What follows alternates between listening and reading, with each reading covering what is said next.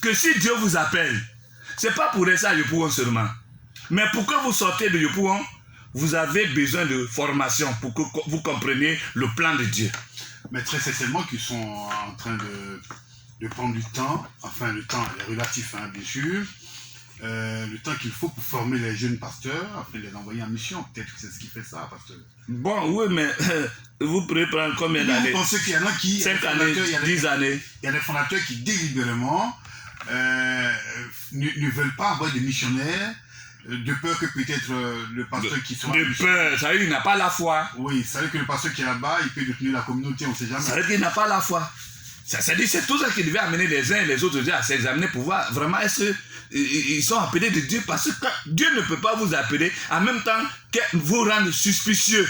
Alors, si Docteur Dion était suspicieux, il n'avait pas la foi, tu penses que nous tous là, on serait comment? Alors, pour ce qui est de mes recherches avec le tout premier pasteur missionnaire, feu pasteur Sir Albert, on a échangé à l'époque de son vivant. Quand il a été envoyé en mission dans la zone de Saïta, je crois que c'est Bois-Fleur là-bas. Alors, racontez un peu l'histoire. Comment c'est né? Est-ce que c'est relativement à toutes les commodités que peut-être ces pasteurs-là voudraient, n'est-ce pas, avoir avant de partir, avant de peut-être muter quelqu'un dans une localité donnée? Mais je te donne mon exemple. Moi, quand je partais à Korogo en 1988, il y avait un seul instituteur. Dans l'église, hein? Dans l'église. Et puis c'est Abidjan qui payait la maison pastorale et le lieu de culte. Je dormais chez une natte. J'ai dormi chez une natte pendant 1 an à Korogo. Tu vois? Mais c'est à mon arrivée à Korogo que 3 mois après, qu'Abidjan a cessé de payer la maison. 3 mois après mon séjour à Korogo, l'église de Korogo a commencé à se prendre en charge. 3 mois après. C'est Dieu qui se pourvoit. Nous, notre part de responsabilité, c'est d'obéir seulement. Donc, les commodités, c'est Dieu qui vient après. Quand Jésus rentrait à Jérusalem, c'est sur un ânon qu'il est rentré à Jérusalem. Ce n'est pas sur un cheval blanc. Donc, si quelqu'un aujourd'hui attend les commodités, ou bien il a peur que non, si je l'envoie en mission, mais c'est tout ça qui fait le problème de l'appel. Quand vous n'êtes pas appelé, que c'est vous qui entreprenez une aventure avec Dieu, c'est différent. Quand c'est un appel, tout se passe entre vous et Dieu. Là, vous n'avez pas de suspicion, vous n'avez pas de doute, vous n'avez pas de peur. Mais quand votre appel là, les questions n'ont pas de réponse, vous avez peur.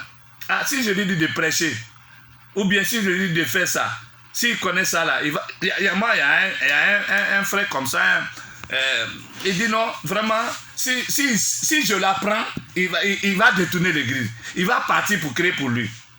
Bon, mais si tu l'as appris qu'il est parti pour créer pour lui, c'est ton honneur toujours, c'est ton fruit, hein, c'est ta graine qui s'en va se mesure. Donc c'est pas à cause du fait que tu vas l'apprendre et puis il va partir. C'est pourquoi d'autres, ils préfèrent faire tout avec leur femme. Après lui, c'est sa femme. Après sa femme, il n'y a rien d'autre. S'il y a un autre, c'est que c'est son petit frère, c'est son parent. Là, ce n'est plus une affaire de Dieu. C'est-à-dire qu'on ne peut pas servir Dieu sans la foi. On ne peut pas faire l'œuvre de Dieu sans la foi. Le problème que nous avons aujourd'hui, il y a un manque de foi criard, des soi-disant. Parce que si vous n'avez pas la foi, vous ne pouvez pas laisser quelqu'un d'autre faire pour dire, bon, moi je m'en vais à mission, toi fais ça. Ou bien toi va faire ça. Donc ça dépend. Mais ce que notre Père a reçu de Dieu là, vraiment, on peut dire que c'est un homme de grande foi. Donc il faut la grande foi. Il faut permettre à ses collaborateurs de prêcher par moment. Il faut les former. Il faut même pas, il faut faire un programme. À la gare, c'est un programme. Arrivé à un certain moment, c'est un programme. Les mercredis, le docteur Dieu s'en occupait, mais le programme de direction, il faisait. Donc tous ceux qui avaient l'appel là, leur formation, c'était la direction. Et les vendredis, c'est eux. Mais dimanche et mercredi, c'est le docteur Dieu qui faisait. C'est comme ça. Il faut faire un programme. Un programme qui n'est pas discriminatoire. Non. Mais quand il y a la discrimination, On a peur de toi. On dit comme tu connais beaucoup là, on dirait que non, le programme ne doit pas. Aujourd'hui, il y a tellement de discrimination sur la chair. Regarde ce que les gens font aujourd'hui là. 2 chairs, 3 chairs. C'est la discrimination. Il y a combien d'onctions? C'est le même pouvoir que Dieu t'a donné. Dans ce pouvoir-là, moi, le dirigeant, je suis dans ton pouvoir là. La chante est dedans. Le diacre est dedans. Mais si on pense que l'autel que tu utilises là est plus sacré que l'autel que le diacre va utiliser, ou bien le pasteur, le second va utiliser. Mais c'est la discrimination, c'est pas vrai. C'est pas biblique. Donc, pasteur, dans aucune église baptiste, hein, dont vous représentez bien sûr l'entité ici, il y a 2 chaires, il n'y a qu'une seule chaire. Il n'y a qu'une seule chaire pour tout le monde. Il y a une seule chaire, il y a un seul pouvoir, une seule onction. Le pasteur qui a été affecté par le conseil d'administration de Yopougon pour aller en France, il va avec une seule onction, ce n'est pas 2 onctions. Il n'incarne pas des onctions là-bas, il incarne l'onction. Donc là-bas, c'est une seule chair. C'est pas c'est tout ça qui fait que tu vois, il y a l'immobilisme, il y a l'instabilité dans le corps de Christ. Dans le règne de Dieu, il n'y a pas de discrimination. L'onction là, c'est une. Le pouvoir là, c'est un. C'est ce un là, il dit, vous recevrez, imposez les mains. Celui qui croit là, on l'impose la main. C'est le même pouvoir là qu'il reçoit. Bon, c'est également pareil pour le pasteur, il a une grande chaise, un peu moins pour peut-être sa femme qui est juste à côté. Ça ne devait pas être comme ça. C'est le pasteur. L'appel du pasteur. Le pasteur, il faut peut-être pouvoir l'honorer à ce niveau avec une chaise. En fait, normalement, l'appel divin, c'est pas la famille que Dieu appelle. C'est-à-dire, c'est ça qui fait la différence entre l'Ancien Testament et le Nouveau Testament. L'Ancien Testament, tu vois, Dieu a appelé Abraham, sa femme l'a suivi, hein. La femme est rentrée dans l'alliance après. C'est pourquoi le nom d'Abraham a changé, le nom de sa femme a changé. Donc, dans l'ancienne alliance, c'est la famille. Et les femmes étaient dans l'appel des hommes. Dans la nouvelle alliance, l'alliance, elle est individuelle. On dit Dieu a tant aimé qu'il a donné afin que quiconque croit. Tu penses que l'appel de servir Dieu est venu automatique parce que nous partageons le même lit, ma femme et moi? C'est pas vrai. Donc, Dieu m'a appelé, n'est pas synonyme, il a appelé ma femme. Non. Maintenant, si je fais de ma femme mon second appelé, et puis de Sylvain, le 3e appelé, le 4e appelé, de moins de valeur, plus importante, et je dresse 2 fauteuils sur la chair, sur ma femme, ça devient une propriété familiale. Tu vois, ça c'est la tradition, c'est l'influence de la tradition, ça. Ça c'est le syncrétisme, parce que c'est pas biblique. C'est pas biblique, hein. Vous ne verrez pas ça dans la vie des apôtres. Ceux qui étaient mariés et ceux qui n'étaient pas mariés ne marchaient pas avec les femmes, ne prêchaient pas avec les femmes, n'étaient pas assis avec les femmes. Ce n'est pas biblique. Tout ça, c'est les influences de nos traditions culturelles. C'est nos influences. Et c'est pourquoi, effectivement, on n'arrive pas à aller à l'essentiel. Non, la femme fait partie des rachetés aussi. Elle peut être associée, mais elle ne peut pas être la seconde pour dire qu'elle est la numéro 2. Numéro 3, numéro 2, ou bien après, il n'y a rien d'autre. Ça, c'est le syncrétisme. Dans le règne de Dieu, il dit, je prendrai un, l'un restera 2 en train de me servir, l'un va partir, l'autre va rester. Donc, dans la nouvelle alliance, c'est-à-dire, Dieu travaille avec l'individu. Il dit, une puissance survenant sur vous, et vous serez mes témoins. Donc, si je suis marié, et que j'ai accepté de répondre à l'appel de Dieu, ça ne veut pas dire automatiquement que ma femme aussi, ou bien mon fils, ou bien mon cousin, ou bien mon neveu, lui aussi l'a appelé. Ça, c'est la tradition. Et nous sommes aujourd'hui influencés par la tradition, au détriment des Écritures. Ce que les Écritures ne nous révèlent pas, c'est ce que nous, on croit que c'est ça qui est la vérité. Donc, c'est comme si on impose nos traditions, nos croyances, on les impose à l'Écriture.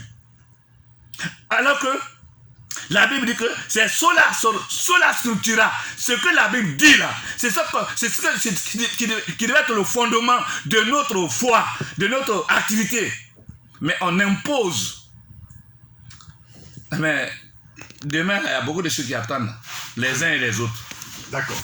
Je crois que c'est cette mission que Radio Chandelier fascine, éclairée par l'évangile, avec bien sûr des témoignages bien orientés, pour permettre tant aux pasteurs qu'aux chrétiens que nous sommes, de mieux se conduire au travers des versets bibliques. Alors, révérend, oui. Nous allons revenir sur les grands projets ou les grandes activités de l'Église baptiste en 2021, mais on va permettre du temps de souffler juste un peu avec Francis, qui souhaiterait nous produire une très belle variété musicale. Et puis juste après, on revient pour aborder d'autres sujets. Amen.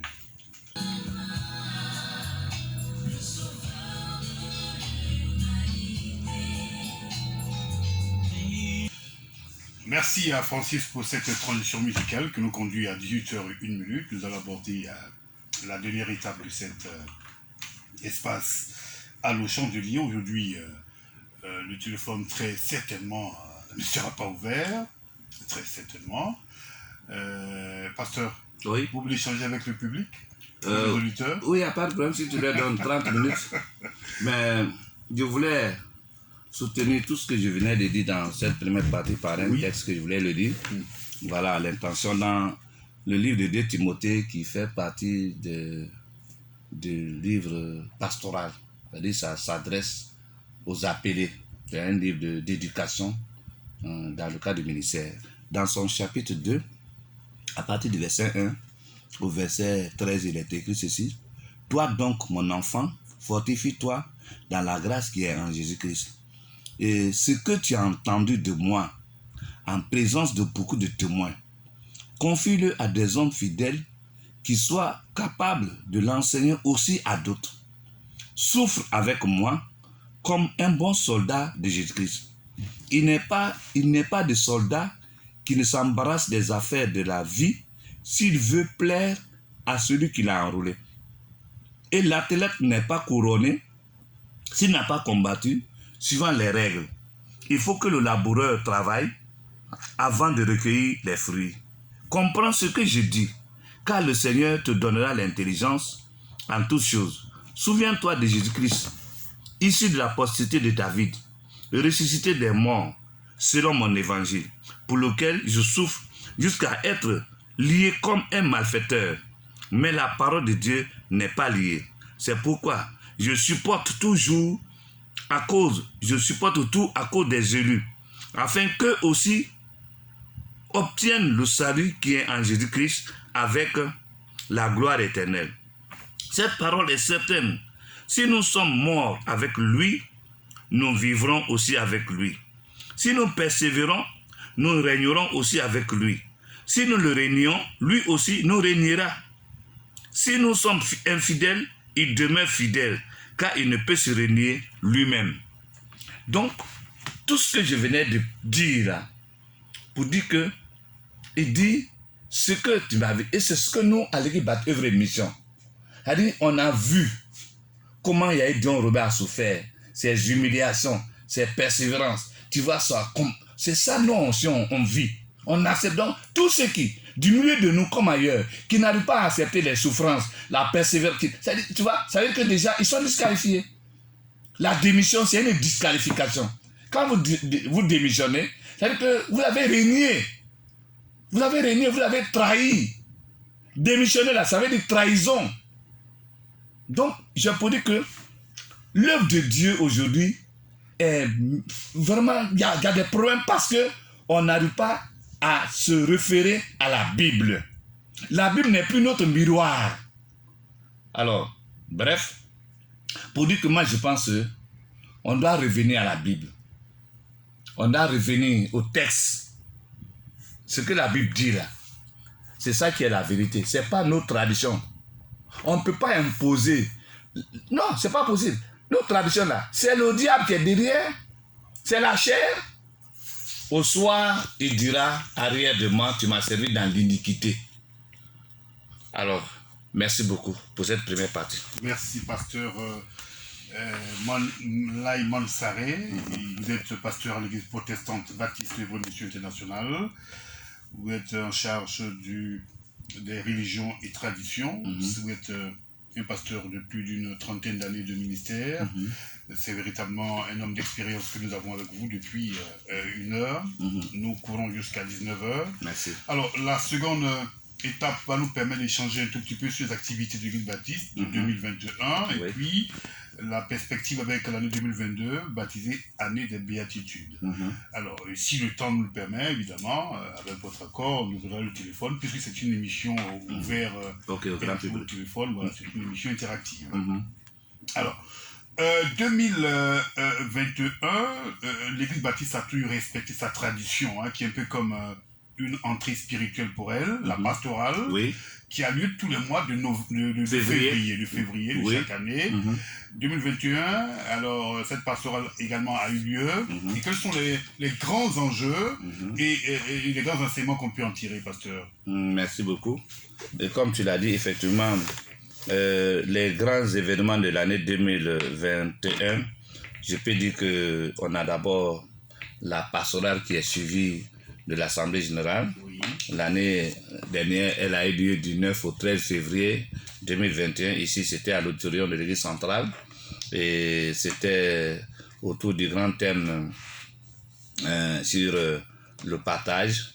Et c'était près de 1000 et quelques de nos pasteurs sur tous les différents champs de mission qui ont été rassemblés avec vraiment leur épouse. Et le programme a été en bénédiction pour l'ensemble du corps pastoral. Et on a terminé par l'Assemblée générale, qui est une sorte de rapport que nous faisons à Dieu. Rapport que nous présentons par rapport à tout ce qui a été fait au cours de l'année, centralisé, c'est-à-dire les différentes activités depuis les églises de maison, les églises annexes, c'est remonté, tous ces informations sont remontés jusqu'à la coordination générale des champs de mission, des ministères, pour faire un bilan global de l'activité ministérielle, ce que chaque ministère a fait, ainsi de suite. Donc c'est ça, chaque année on le fait. On ne le fait pas aux hommes, on le fait à Dieu. Parce que nous appartenons à Dieu, nous sommes au service de Dieu. Donc nous le faisons, présentant à Dieu pour dire voici, en termes d'argent, en termes de financement pour le salut des âmes, en termes d'évangélisation, en termes de voyage, de naissance, de décès, etc. etc. Ça c'est la bonne coutume. Parce que Jésus-Christ, au soir, il a fait ça. Quand vous lisez le texte de Jean, le chapitre 17, c'est son bilan et perspective. Il a fait le bilan de son activité missionnaire et après les perspectives d'avenir. C'est ça qu'on appelle la programmation, le programme. Donc nous aussi, c'est de là que nous avons pris ça, le rapport. C'est pas dans notre activité, le rapport fait partie du quotidien. À tous les niveaux de notre activité, nous rendons compte parce que nous sommes soumis les uns aux autres. Celui qui est dans une équipe de maison rend compte à son secteur, le secteur rend compte à son zonal, le zonal rend compte à son zonal principal, le zonal principal rend compte, ainsi de suite. Le pasteur qui est dans, le pressager qui est dans l'annexe, il rend compte à son pasteur d'église locale, le pasteur d'église locale rend compte à son zonal, le zonal rend compte à son régional, le régional rend compte à la coordination des champs. Les champs font un... Donc, on est soumis les uns les autres. Ça, c'est le règne de Dieu. Il n'y a pas un supra. Il n'y a pas un supra. Donc, Dion Robert est soumis aussi à Dieu. Donc, quand tout ça arrive chez Dieu, chez lui aussi, il présente à Dieu. Et il rend gloire à Dieu pour avoir permis tout cela. Ça, c'est biblique. Donc, on n'a pas pris ça ailleurs. On a pris ça de la Bible. Donc, c'est ce qui fait que l'année, on commence l'année, on fait une sorte de restauration, de formation, de mise à niveau. La pastorale, c'est une formation de mise à niveau. Parce que nous appartenons à plusieurs générations de pasteurs. Mais la pastorale nous unit, nous uniformise. Elle uniformise l'enseignement. Vous voyez, renouvelle la communion. Donc c'est comme un grand programme de formation biblique selon la vision de l'église baptiste œuvre et mission. C'est ça la pastorale.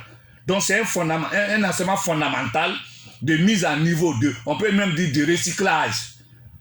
Mais c'est d'ajustement des connaissances. D'ajustement des connaissances acquises. ça, c'est un des appuis que nous avons. Ça fait que les pasteurs des œuvres et missions, où qu'on soit, on est un. Parce que tu vois, on est entretenu par le même esprit, dans le même lien. Il n'y a pas de supra-pasteur aux œuvres et missions. Même si vous avez le nom de docteur ou bien d'apôtre, il n'y a pas de supra-pasteur aux œuvres et missions. Et le docteur, Dieu ne se fera pas la poitrine pour dire c'est moi le supra-pasteur, le supra-docteur. Non, il n'y en a pas de supra. Le nouveau pasteur aux œuvres et missions et l'ancien pasteur sont des pasteurs. Ils ont le même reçu. Ils ont reçu la même onction, l'imposition des mains. Et tous ont rempli les mêmes conditions. Dieu m'a appelé. Donc aux œuvres et missions, par ce programme, on fait l'ajustement.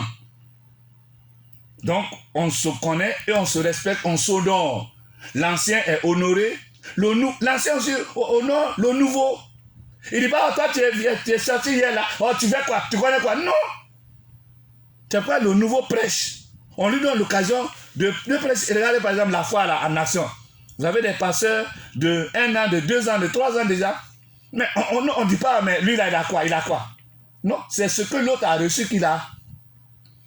C'est ce que le docteur Dieu a reçu que j'ai. Donc, c'est ça l'avantage de la pastorale. Et tant que nous conserverons ce principe divin, Dieu sera toujours. C'est vrai, les séducteurs ou les imposteurs qui en réalité étaient des aventuriers, ils partiront toujours. C'est ce que Judas, c'est comme Judas. Donc, il a dit non, il y avait Judas au milieu de nous. Parmi nous, il y a des Judas. Et Dieu leur donne l'occasion de partir toujours et de sortir. Même s'il a fait 20 ans, 30 ans, s'il est Judas, il va partir. Pour un rien comme ça, au moment où il devait se mettre à genoux pour dire pardonnez-moi, il va dire non, moi. Et non, il y aura des Judas. Donc ça, c'est biblique aussi, qu'il y ait des Judas qui partent à chaque moment.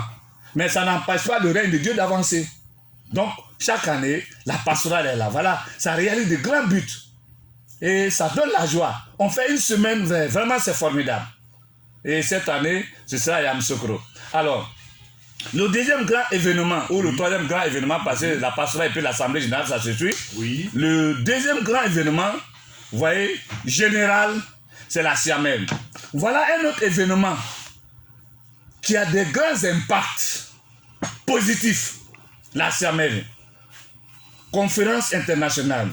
Là, c'est un rendez-vous, tu vois, de formation, mais d'expérimentation, de partage, du secret, de ce que nous avons appris, on le met à la disposition du grand public du corps de Christ. Là, c'est la Siamel, une conférence internationale. Et c'est pourquoi on fait venir toutes sortes d'acteurs, que ce soit des chantres, que ce soit des orateurs, que ce soit des vendeurs de littérature, tous les acteurs se rassemblent. Parce que là, ce que nous avons reçu, on le met à la disposition du corps de Christ. Pour ne pas que demain, au jour des rendez-vous des jugements, que quelqu'un accuse Yahya Dion Robert pour dire non, ce qu'il faisait là, on n'a pas vu, on n'a pas eu l'occasion. On le met à la disposition du grand public du corps de Christ. Et vraiment, c'est un programme qui fait ses preuves de renforcement de capacité, de renforcement de communion, d'expérimentation de la foi à tous les niveaux. C'est comme un rendez-vous de la grande foi, la foi de la foi. Là-bas, il n'y a pas quelqu'un qui va dire c'est lui le plus fort. Là, il n'y a pas quelqu'un qui va dire c'est lui qui a la plus onction. Tout le monde se rend compte qu'il a l'onction de Dieu. Et cette année, Dieu nous a fait la grâce d'aller dans la région la plus mystérieuse de la Côte d'Ivoire. La région la plus mystique de la Côte d'Ivoire. Avec toutes les craintes. Mais c'est l'un des voyages les plus réussis que nous avons réalisés en dehors d'Abidjan. En tout cas, il n'y a eu aucun accident. C'est l'un des voyages les plus réussis. Les délégations sont rentrées. Ouais. De près de 700 km, de 1000 et quelques kilomètres en aller-retour. Ça veut dire que si quelqu'un est membre de l'équipe à œuvre et mission, et puis il se demande si Dieu est avec lui encore, c'est que lui là c'est un crapaud. Il est au milieu de nous, mais c'est un crapaud. Parce que, au vu de ce que nous avons vu encore, quelqu'un ne peut pas dire est-ce qu'il y a eu Dion Robert là, Dieu l'a appelé, est-ce que Dieu est avec lui, est-ce que Dieu est présent. Ce qu'on a pu faire en 2021. Donc en principe, les chrétiens de l'équipe œuvre et mission, C'est-à-dire, ils devaient être à un degré de grande foi maintenant. Rien ne devait les effrayer maintenant. Si on a pu percer la région mystérieuse du Grand Nord, alors là, vraiment, je ne sais pas maintenant quelle autre région qui est mystérieuse en Côte d'Ivoire ou bien en Afrique pour lequel, bon, on va avoir peur. Donc, c'était aussi un grand événement et Dieu, en tout cas, s'est glorifié et nous lui rendons toute la gloire à tous les niveaux. La qualité, la paix, en tout cas, vraiment, nous bénissons Dieu. Personnellement, en tout cas, vraiment, je note que ça...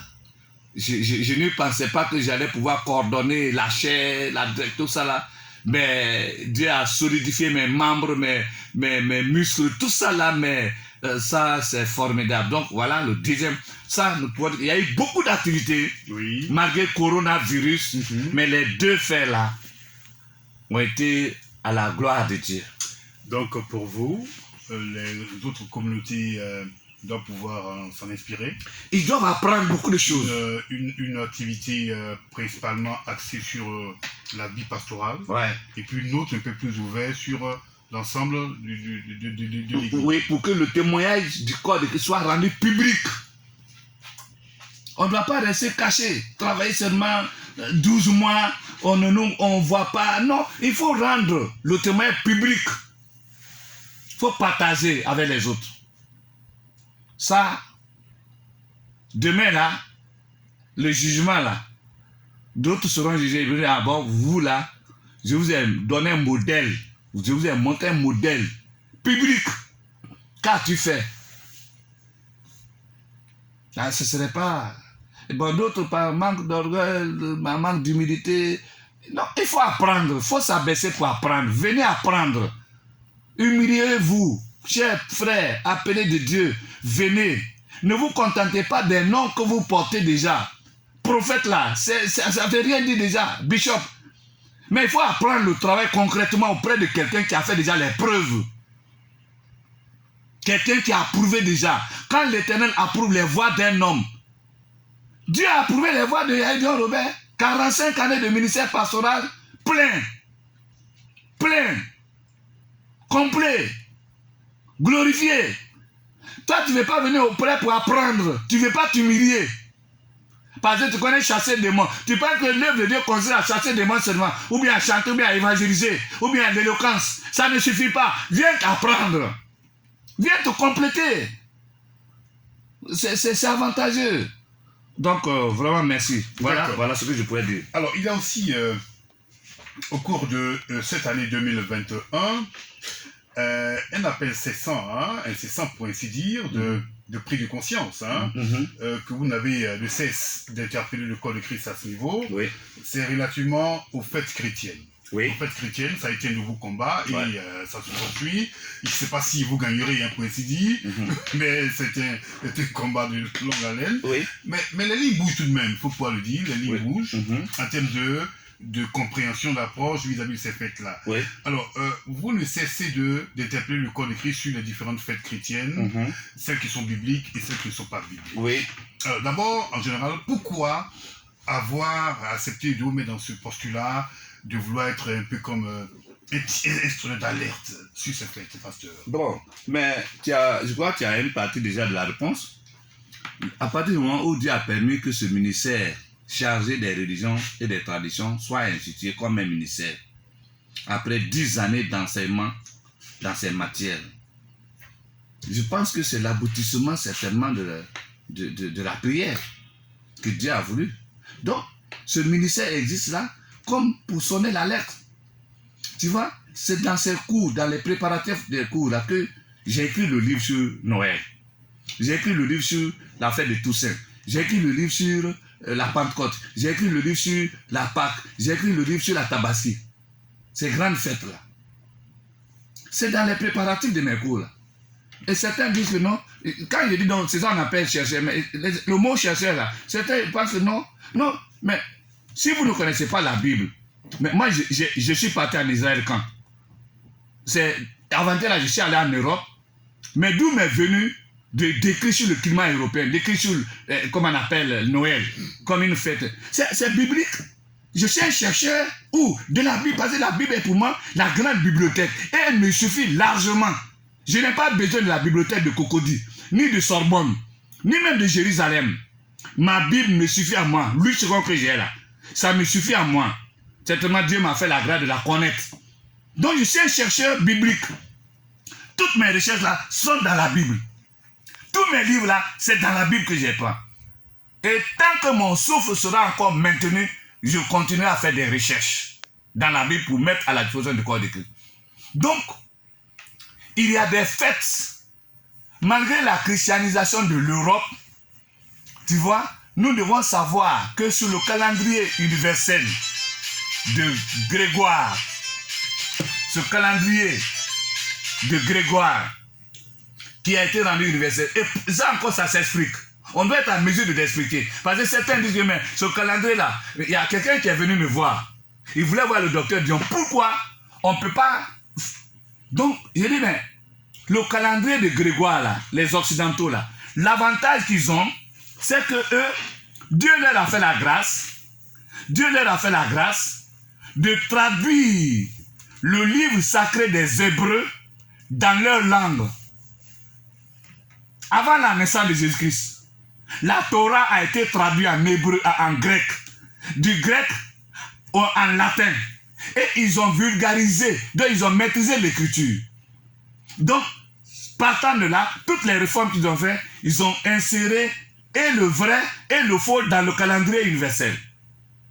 Donc aujourd'hui, Amani, toi tu ne peux pas dire aujourd'hui que tu vas faire ton calendrier en baoulé et puis tu vas le rendre universel. Tu n'as pas ce pouvoir maintenant. Voilà. Donc maintenant, la sagesse que Dieu te donne, c'est de savoir dans ce qu'ils ont fait, ce qui est vrai, ce qui n'est pas vrai. Donc dans le calendrier universel, la Pâque, c'est la vérité. La Pentecôte, c'est la vérité. Le premier jour de la semaine, qu'on appelle dimanche, Dominicos, c'est la vérité. Tout comme le dernier jour de la semaine. Peu importe les noms qu'ils ont donnés. Mais cette possibilité-là, leur est venue de Dieu, qui a donné le pouvoir à l'homme de donner le nom, de s'approprier même du temps. Quand même ils disent, le 1er janvier s'appelle Saint-Sylvestre, mais ce n'est pas eux qui ont créé le 1er janvier. Non, c'est Dieu qui a créé les années, qui a organisé l'année, la vie de l'homme en cycle. C'est ce qu'on appelle les années. Donc, ce qui est essentiel et vrai sur le calendrier grégorien, je disais donc, il y a la Pentecôte, il y a la Pâque, il y a le premier jour, il y a pour nous, et puis le dernier jour pour les Hébreux, il y a le premier jour de l'année. Ces 5 célébrations, en réalité, ont une valeur biblique. Si les Hébreux, Dieu leur a confié le dernier jour de la semaine, les chrétiens, Dieu leur a confié le premier jour de la semaine, pour rendre gloire à Dieu pour la résurrection du Seigneur Jésus, qui est l'acteur de notre salut. Ensuite, la Pentecôte, c'est l'effusion du Saint-Esprit.